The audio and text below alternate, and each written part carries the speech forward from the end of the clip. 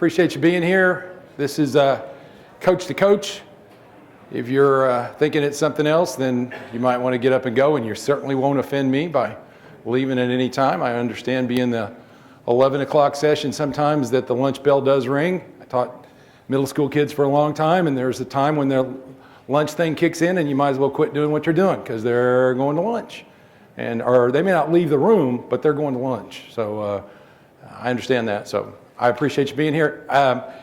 Mike Whaley from the OSSA staff, some of our staff is here today, David Glover, David Jackson, our director, Vanshay Ivan, our director of media relations. And probably the easiest way to start this is just to go ahead and, this is a video that Vanshay put together a couple of years ago, kind of explains a little bit about what we're going to talk about. So we'll watch that real quick, a couple minutes.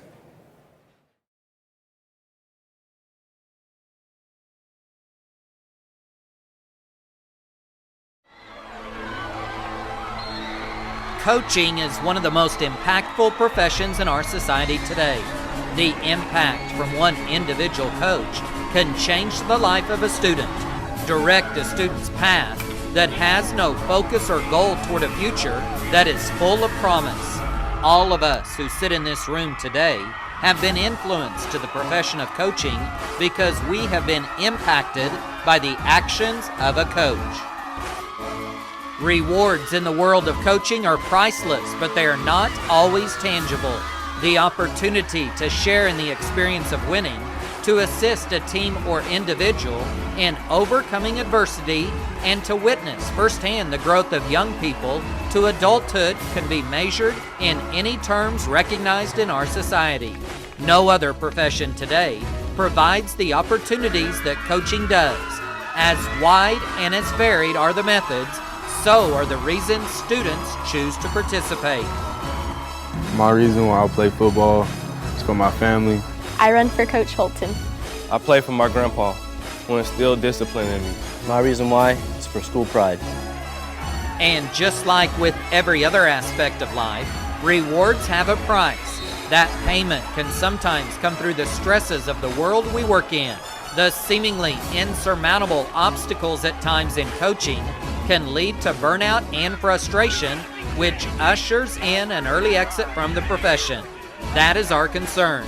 The shortening of the coaching careers of too many young, talented coaches, and the impact on the quality of the coaching life now. That is what has led us to being here today.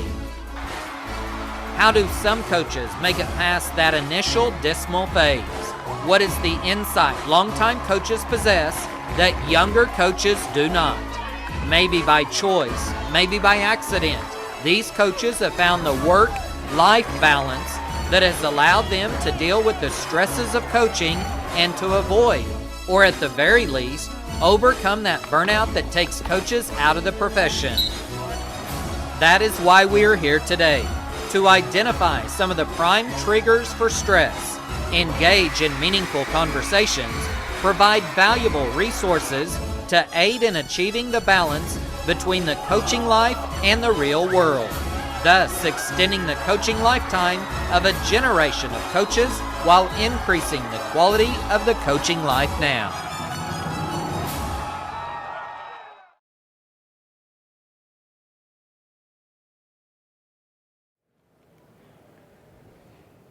It's kind of difficult to watch that video now. There's a couple of guys that are on there that are no longer with us. Coach Joe Gilbert from Barnsdall being one of those.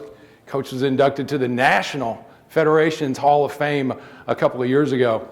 There aren't too many people, weren't too many people like Joe Gilbert. And it's really difficult to watch that sometimes. You're in here today because you coach. You're in here today because somebody coached you. And I got to tell you, the only reason I'm doing what I'm doing today is because there were some guys at Cleveland Junior High and Cleveland High School that invested in me.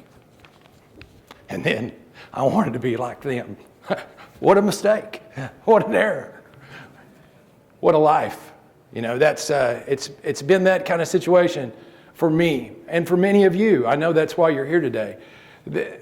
Several years ago at the association, one of our staff meetings, we were talking about, young coaches and how it seemed that we were losing more of them. And I think anybody that's been in the profession for any length of time knows there's a couple of critical times for young coaches. Obviously the first day, the first week, the first year, but the first 2 or 3 years, and then that 5 to 7 range, and then that 10 to 12 range. And so, what happens? Why are people getting out of it? And there's a myriad of reasons and lots of stuff. But one of the things we talked about as a staff was, were there some things that we could share with younger coaches that might push that forward for them a little bit? Took that idea to our board. Our board was very receptive to that. Their response was, what could they do? We'll talk about what they've continued to do here in just a second. But we went and shared that with the OCA board, Coach Bassett and his folks, and they thoroughly agreed that anything that we could do to help promote the coaching life in two ways. One, to promote it lengthwise for those young coaches, moving them into that mid-range of 15 to 20-year service, and also to help inform the older coaches about what they needed to be doing to help the younger coaches. I know that many of you that are sitting in here today are not beginning coaches. This is not your first rodeo. Your clinic is at double digits. You've been here many times. But probably now your role is changing. Your role is changing now to help the younger coaches and to ensure that. So we're going to kind of mix those two things together today and talk a little bit about that. So in 2017, the OSSA board and the OCA board kind of agreed upon a plan of attack. And we call this plan of attack Coach the Coach. And we've gone through several years of identifying or trying to identify those things that we think were areas where younger coaches could use a little guidance or whatever. And as you know, there's many factors that get us in and out of this business. Those factors are probably very specific to your situation. What we're going to try to group together today is 3 or 4 of those areas and talk briefly about that. There's one thing that's extremely important I hope you see through almost all the slides today. And please don't misunderstand me. This coaching gig thing, it was never designed to be a solo event. It was never designed for you to have to attack the coaching thing by yourself.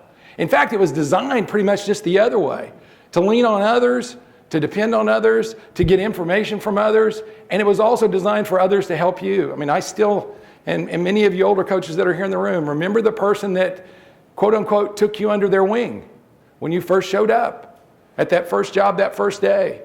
And that's what we would like to be able to get to. Are we helping younger coaches? Are we doing those things for them? But also, are we reminding our older coaches that, look, and this drives me crazy sometimes. I live in the Oklahoma City area. I get to watch Channel 4, and they seem to think they have dominated the pay it forward idea.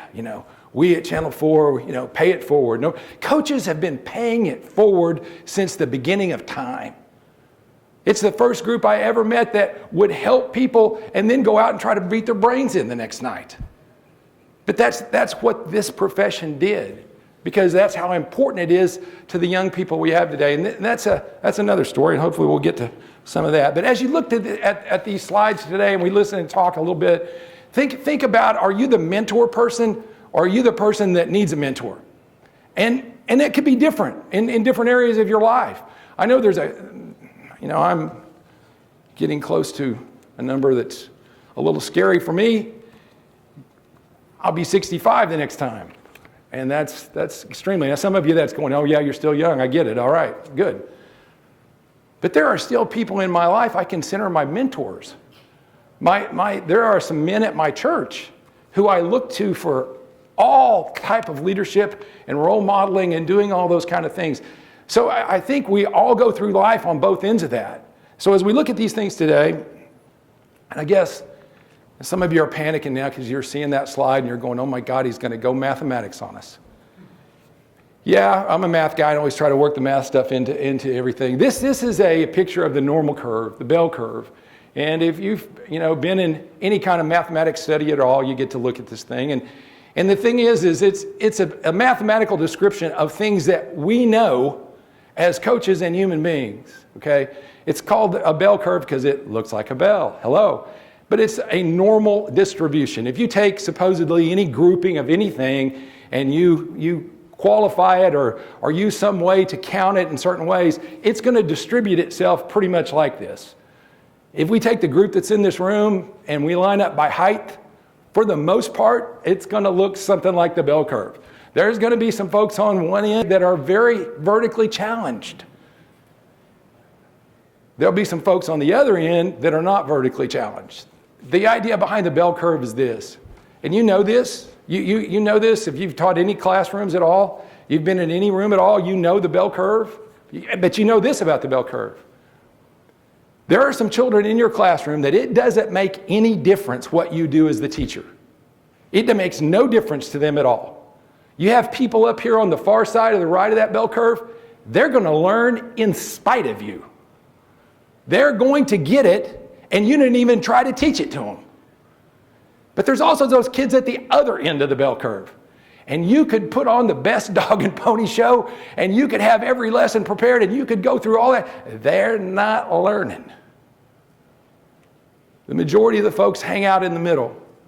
And that's the average. The middle line, the very center of that is the average. And as you can tell, and this is what I hope, mathematically, if you don't get anything else out of this, is that around that bell curve in the middle is about 2/3 of the group. 2/3 of the folks hang out in the middle of the bell curve. Now you can take that, and I don't know, you're already mathematically, some of you have shut down and gone someplace else. I get that. But your kids are like this. We're like this as coaches. Regardless of what I say today, some of you will take and run with this idea and go to the extreme. Some of you, you're here for one thing only, and I get that, and I'll get to that here in a second. But the idea that we could impact the folks in the middle and make the bell curve look not normal and push the folks that are in the middle further to the front. That's what you should be trying to do as a teacher every day. Hopefully that's what you're trying to do as a coach. Hopefully that's what we're trying to do in here. The idea about finding your balance was something we talked about. Coach Chris Thurman from now Oklahoma State University came and spoke to this group several years ago, and this was his topic. Finding the balance, finding what was balanced between your work life and your coaching life. All right, now we all know during the season that gets really skewed. All right, the problem is with some of us, or a lot of us, that stays skewed the entire time. There's got to be a balance there. There's got to be somewhere in there that you can balance out the two things. So we're going to look for a couple of those groupings of factors and address them. And again, like I told you, hopefully you get nothing more out of this. You realize that this is not a solo event.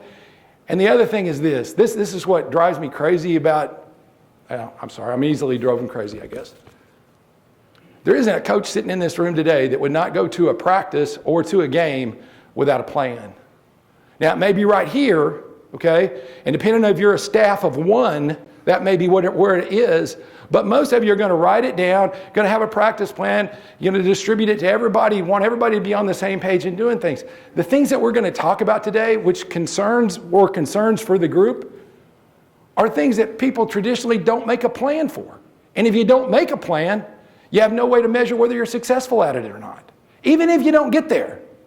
If you don't have a plan, you don't know. So the idea was that we try to avoid the burnout situation. Now, for the most part, this isn't really a major part of this presentation, because if you're at that point, then probably we need to have a whole different discussion. But the idea about a burnout is, the first things that start to happen is you become less effective as a coach. Your kids they're not near as motivated. Your personal and professional life starts to suffer. Now, there's a list of things that are up there that you could do to try to target strategies to make sure you don't get to that burnout deal. I'm going to tell you this, and I'm going to stop right here because it's on every slide. My greatest suggestion to you, find you a person, an accountability person that reports to you honestly. Now, for a lot of us, that particular person happens to be our spouse, okay? But for a lot of us, that's not our spouse. That's somebody who knows us. You know, I grew up with a guy who was smart enough not to get in the coaching business and ended up making a whole lot of money doing something else. But he's very honest with me about things that are in my life. He tells me specifically when he goes, what the heck are you doing that for? Or I've noticed this. You know, you've got to have somebody that tells you, are you on track or are you not on track? And someone that you respect enough that you would allow them to get into your kitchen and not kick them out. Telling you those things and holding you accountable. It works the best, in my opinion, when you do that for one another. Been very fortunate in my coaching life. Almost every stop I've had along the way, I've found that person. Whether he's one of my assistants or another assistant on the staff or a teacher in the building, I've had a person that I could count as my accountability person. And they helped me tremendously with that area. So when we looked at this, there were four areas that we concentrated on as far as the last couple of years and things that we've discussed. This was the topic that Coach Gary Rose brought to us, and Gary Rose spoke on at this clinic a couple of years ago. And it's the idea of faith and family. I stood the other night and listened to the Hall of Fame presentations in this very room.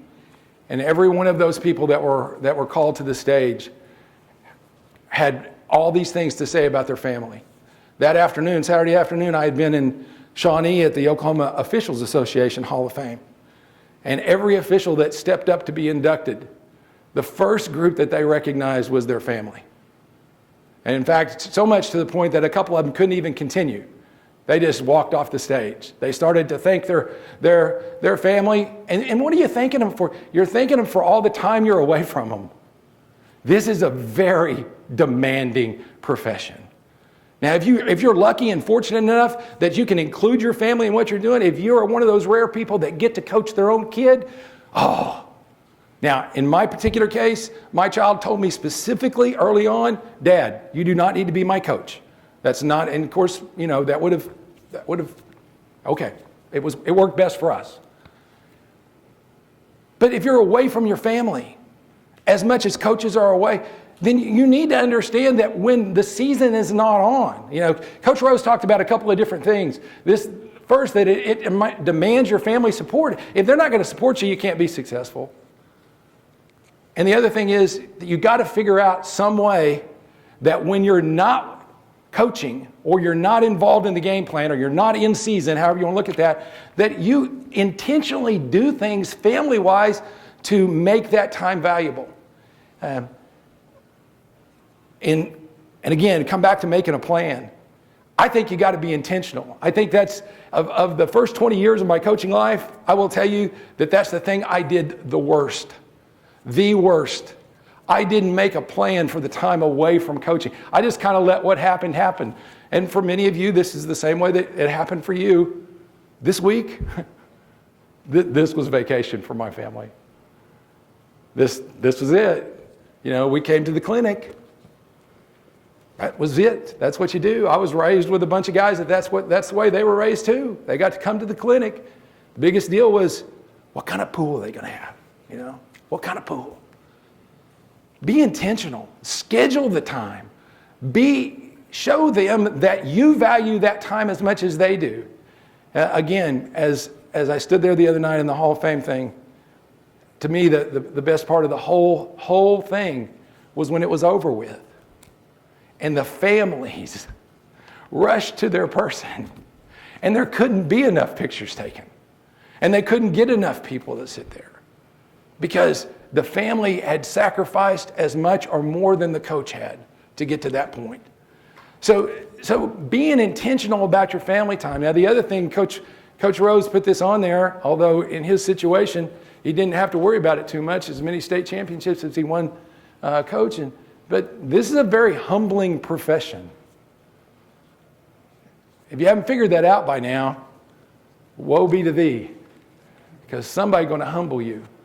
I tell folks all the time that I became a head coach at Mangum High School in Mangum, Oklahoma in 19 and whatever. And I lost my ego over in Kiowa County on a football field at Hobart High School. I thought I knew this game a little bit, and I found out I didn't know anything about this game. I didn't know anything about coaching at all. So when that happens, what are you going to do? You know, I mean, coaches are the best folks I've ever been around. Okay, what do I need to do to make us better? Okay, it didn't work. It didn't work. Obviously, that game plan didn't work, or this isn't going like it's. What do I need to do? Well, sometimes there's some things you can do, and sometimes they're not. Sometimes you've got to believe in the process. You know, it's not a coaching deal, so I'll get away from that. But the other thing is, you better believe in something higher than what you got going on. You know, if you're thinking this is all about W's and L's as a young coach, that happens real quick that it's not. And here's the thing that's so frustrating as a young coach. And I went through this and didn't get it, but I got to tell you now, and there's people sitting in this room that have gone through what I'm getting ready to tell you, it's unstinking believable. You get a guy out of the blue or a girl out of the blue. I took my family on vacation. We ended up in Florida. We're there, and I have a former student, one of my algebra kids, who's a track kid that I coached at Westmore, and she graduated from the Naval Academy. She's been a Marine Corps officer for 7 years, and now she lives in South Florida, and she has an animal rescue. And I took my granddaughter over to her animal rescue, and I've never been any prouder in my life. Yeah, that's one of my kids right here, Christina. Yep, show her that kangaroo. Yep, show her that, you know. The payback that you get down the road from those that you've invested in their life. You know, a very famous high school football coach in Maryland, the guy said, "How are you going to be this year?" Newspaper, "How are you going to be this year?" And I'm sure other coaches have said this. I just remember this coach saying it. "Well, I'll check with me in 20 years and I'll let you know." That's where my successes are measured. What those people turned out. One of the greatest joys in coaching in my entire life was the night that I stepped on the football field with one of my former players standing next to my side as my line coach. I had told him when he was in high school, and I told him this in a very cavalier way, "Alan, if you ever decide you want to be a coach, you just give me a call because I'll always have a place." This was a kid that did everything you ever asked him to do. I mean, this was the guy that runs through the wall twice. This is the guy that said do 35 reps, he does 70. Okay? So sure enough, about 4 years later, I get this phone call out of nowhere. Coach Whaley, got my degree. I'm ready to coach. What time do I need to be there? Come on. Just so happened God had planned it out perfectly. We had a special ed opening. He was a special ed teacher. He came to the community I was at. He stayed there, became a coach, an administrator. And I mean, every day going to work, I got to work with. And some of you have done that over and over again. That's a reward beyond any reward. But here's the other part. If you don't have something in a higher calling, if you can't go to one of those places where you don't have to worry about whether it's a W or an L, then this is going to be a very difficult profession for you, because those things are going to come. They're going to happen. And I think that does chase people out of the business, because we experience those things without, what do I do next? The other thing I hope you see in these slides here today is, and this was something I will tell you was very difficult for me. I think I would do better the next time around. On my next life, I'm getting another life. Are you guys getting another one? No, I'm not getting one. On my next go around, I will be much, much, much more receptive to asking for help. Because I was raised in a situation by a man who was a Marine who we didn't ask for help very often. We take care of our stuff, we do our thing, okay, I get that. But there's nothing wrong with asking for help when you don't know something, If you don't know, you don't know. Finding someone to help you with this, where can you go? Have that resource available to you. And this is the one that probably chases more of us out than anything else, the financial reality of the business. And I would tell you, just like, you've known from the get-go, if you're in it for the money, you're at the wrong place, okay? But you can't coach for free either. And you do have responsibilities for your family. But you need to understand that for the most part, you don't control your salaries. Either the state of Oklahoma or the district controls your teaching salary, and for the most part, the coaching salary is just a stipend. If you're getting paid just to coach, please give me a call, because I'd like to come and work in that district. because the majority of my check always was on the teaching end. It was just a small increment for the coaching part. And that's something that young coaches that struggle with. I get that. I understand that. Financially, you got to have a plan, though. Again, to not have a plan, to me, if you don't have a plan, then you get exactly what you deserve sometimes. But financially, and again, as a young coach, I was tickled to death that I could make the car payment. We needed a car. She had a job. We needed a car. I mean, I could walk to the school because I was only going to have a house that was right across the street. I wasn't going to have a house anywhere else. I was tickled to death if I could make the car. But you need to have a short-term plan, and you need to have a long-term plan. Now, again, when you talk to a younger coach and you talk about insurance and retirement, you might as well be talking Chinese, because they're not going to understand a stinking word you say. That is not important to them. But I will tell you this, it becomes important. It becomes important the first time that you get to pay that whole health bill without any help from an insurance. It becomes important if something tragic happens and somebody gets to go to the hospital and you didn't plan on that. And retirement-wise, if you plan early, you can leave early. If you don't plan, you get to stay to the very, very, very, very, very end. Okay, that's all we tried to, or did, have a couple of financial guys come and talk. I'm always hesitant about doing that because it always appears like they're trying to sell us something. Okay, they want you to buy their program or whatever it is. But you need to have some plan, and you need to have somebody that's assisting you with that. Now, if that's the person that you're living with at the house, and that person's got a grip on all the finance, that's wonderful. Go for it. Good. Somebody close to you needs to have a plan. And if you don't have a plan, then you're going to be that paycheck to paycheck person. Not that, been there, done that, I remember it was so wonderful when you could go down to that machine and punch a number in and it told you exactly how many nickels you had in the bank. Because I had a tendency to write a few more than what was in there. She stopped that when she told me I had to go by there and take it out of the deal, and they wouldn't give it to me. Anyway, another story. You got to have a plan, and you need to be it needs to be someone there that can help you and guide you through that you trust. I know that's the very difficult part because you feel like folks are always trying to get in your pocket. I understand that. But have a plan, short-term, long-term, for what's going on. So there's the money part of it. But man, did we learn about this one this last 18 months or so? You better have a physical and mental plan. That's one thing I hope the COVID taught all of us. And it certainly got to me quickly. Your mental health and your physical health, you can't coach if you're not able. You're not able. And I went through the first thing too. I was invincible. I didn't take a sick day for the first 14 years I worked because I was just as afraid as I was when I was in high school that if they figured out they could get along without me, then I wouldn't be there the next week.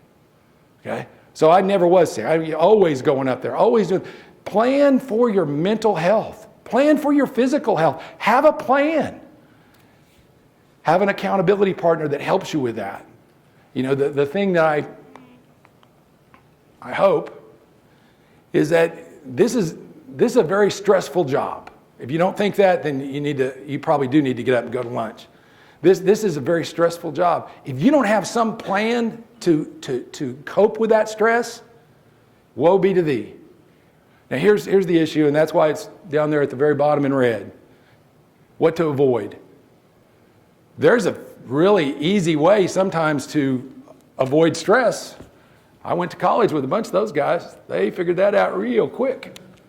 And they just kept, I coached with some of them, and they kept doing the same things we were doing in college. Problem is, you get older, that doesn't work as well. And it has an impact in other areas. You got to avoid the self-medication of the stress. You got to find something to do that. And I know we're all invincible at a young age. I can do those things. That's not a problem. I can handle it. Okay. Famous last words. I can handle it. Have a plan for your physical and your mental health. Now, here's the other part. There are probably 110, 120 people in here, maybe. I don't know. Just doing a general ballpark. There's probably 120 different plans. Or should be. You need to find which one it is that works for you. Everybody on the same plan is not going to work. And as you can see, my physical plan is not very difficult at this point. But my mental plan is. I think I have a great deal of stress at my job, and I think I use a couple of things in my life. You know, I have dogs. We have outside dog time, where I am the king of the backyard. And it's a tremendous stress reliever. Tremendous stress reliever. My dogs have no idea what they're doing for me, but they do it over and over again. And then I have the ultimate stress reliever. I have a grandchild. She's in the room. My stress is like this, okay? Now, I say that to you, except we took her to Disney World this last summer, and I had to get it right. So my pucker factor went to like minus 52, okay? Because I was responsible to make sure she got to do everything that was going to be there. But have some kind of plan, something that works for you, some stress relief situation that you know. Now, I will tell you this. Here's my other stress relief. And I'm going to date myself on this. Coach Snyder's going to know who this guy is. Most of you. Coach Williamson will know too. Perry Mason. I watch Perry Mason reruns. I completely veg out in front of the satellite TV watching Perry Mason. I'm in love with Della. I watch Della no matter what's going on.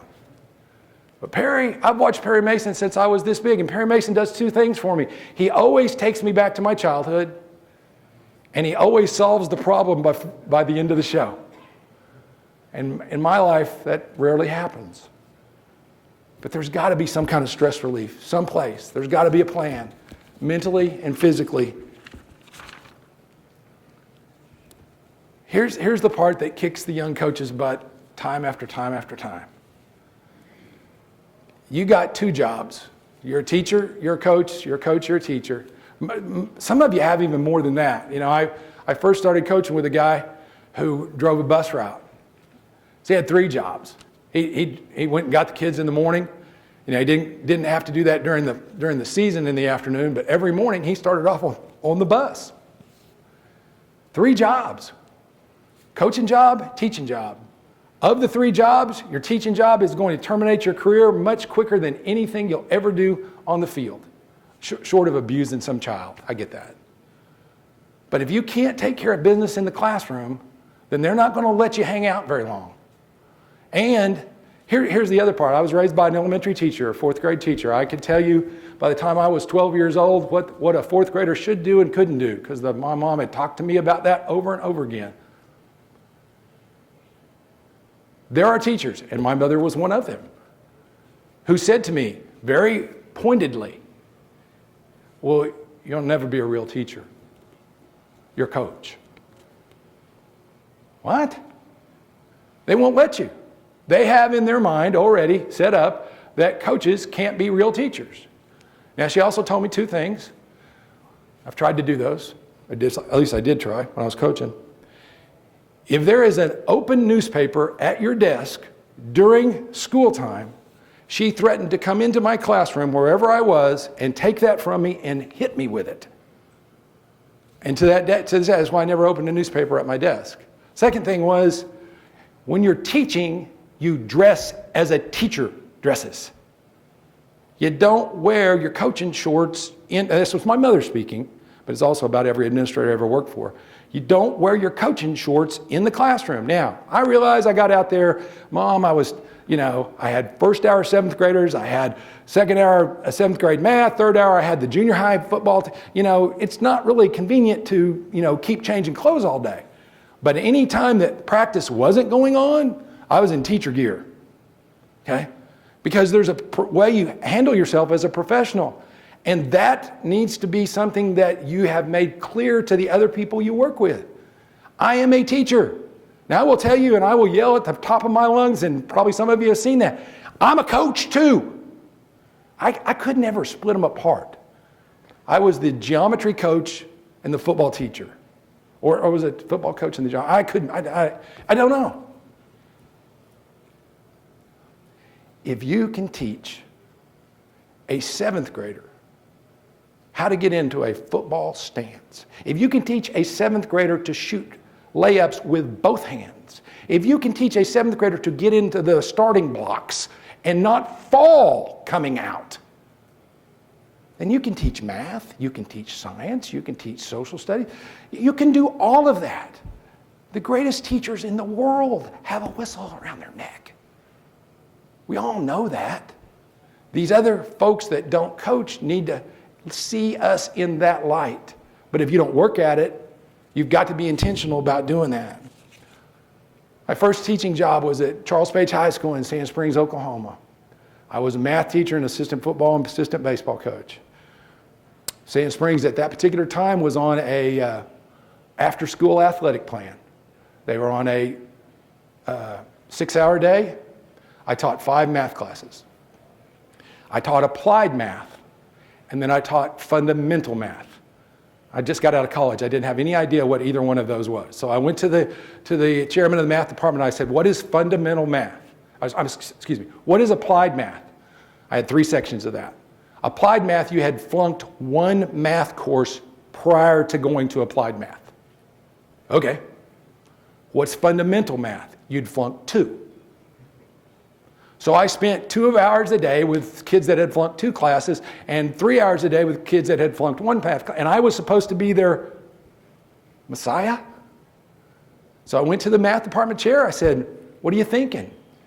And the lady was one of the greatest teachers I've ever been around. And she said, Coach Whaley, I will show you. I will help you. I will guide you. I will give you that.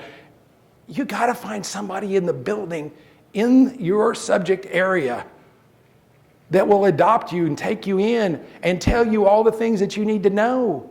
Especially if you think you're just coming out of college, and I know some of you are. What they talked about in college is not what's going to happen in the first hour.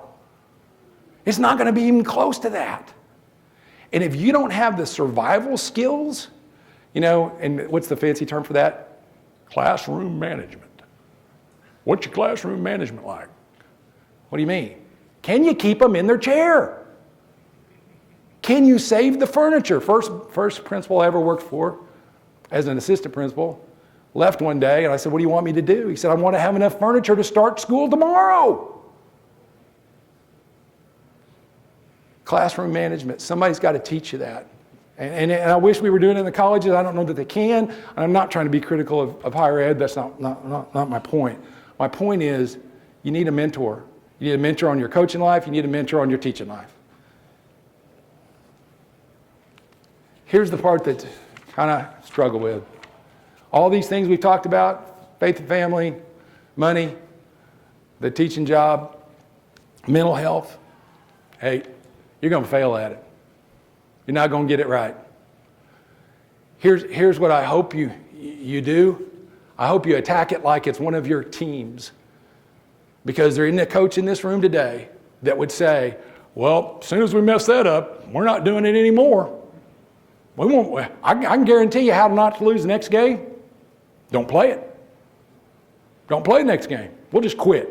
Call them and call those OSSA guys, tell them we're done. What? You're going to fail. You're going to fail at the family time thing. You're going to fail at the money thing. You're going to fail on the mental health and that physical health. You're going to fail on your teaching job. You're going to do that. Get yourself back in the game. Figure out what went wrong. Talk to somebody.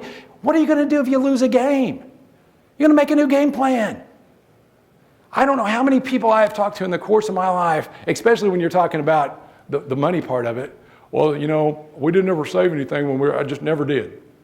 Start saving tomorrow. Start a plan tomorrow. Can't do anything about what's happened, but you can do everything about what's going on right now and what's going forward. Find that accountability person. Get them involved and be honest with them about those things, and they'll be honest with you, and have someone that can assist you with those situations. Here's the other part. Again, 110 people in the room. There's 110 different ways to find support, but we all need it. If you didn't need any support during the pandemic, I'd like to visit with you. One of the things that we struggle with at our office all the time, and I'm not trying to poor, pitiful OSSAA, I'm not trying to say that. But one of the things that's very difficult for us, because I was where you guys are, or at least I think I was. If I didn't know how to stop outside veer, I called a guy that knew how to stop outside veer. I called him. What are you doing? How's this working? How do you get out of cover 3 when they do this? What are you supposed to be in when this is going? I called somebody. In our office, sometimes we got to call another state. There's nobody in the state that does what we do. So we do. We are very close, extremely close with Arkansas, New Mexico, Colorado, and Texas. They're in our section. Texas, not so much. But the others we talk to because their situation is very similar to ours. And they're going through exactly the same things. You got to have some support. It's not a solo event. Find the support that works for you. Use it. Utilize it. You know, I wish I could tell you that this was one of those things where if you just go through the presentation, then we'll all be better. It's not going to be that way. You got to identify the most important thing. And I firmly believe this, and I don't know that it's maybe it's not true for you, but it dang sure is for me. The most important thing in that classroom is not whether you've got internet. It's not whether you've got a smart board. It's not whether you've got the latest textbook. It's not whether you've got 12 kids or 25 kids or 35 kids. That's not it. The most important thing that's going on in that classroom is the same most important thing that's going on at your practice. There is one thing that makes the difference each and every stinking day. That's you. You're the one that decides when they walk in that door, is learning going to take place today or not? Yes, I've decided we're going to learn. Now, as you know, they have a little input on that. And they can get on the other end of the teeter-totter and refuse to teeter-totter with you. But that doesn't take you away from your responsibility. You make the decision. When they come to practice that day, or we get, it's the same old thing. We've all said it. I know Coach Shumpert has. We were trained by some of the same guys. Getting better today, or are you going backwards? Because there's no staying the same. Who makes that decision? The coach does. The coach does. John Odell, who's the FCA president, I don't even know what his title is anymore. John Odell with FCA. He said, Billy Graham said one time, Billy Graham, Baptist, we listen when Billy Graham talks. He said that Billy Graham said this, the most 2 important words in the English language. Coach said. That's the kind of responsibility that you have. That's what you need to address each and every day, whether you feel like it or not. Doesn't make any difference. And to keep the people like you in the business, we need to be sure we're addressing all those things or having a plan for those things. I realize that, like I said, there's no perfect to any of this. You got to continue to work at it. Hopefully, you've seen some things today or done some things today or heard some things today that have sparked your interest. I appreciate your commitment today. I realize that most of you came in this room not knowing any idea what this was supposed to be like. I apologize for that. But I also would tell you that there really ain't any way to describe what this is. So hopefully you'll give me a pass. Thanks for your time, and I'll leave these laying up here and you can come pick them up.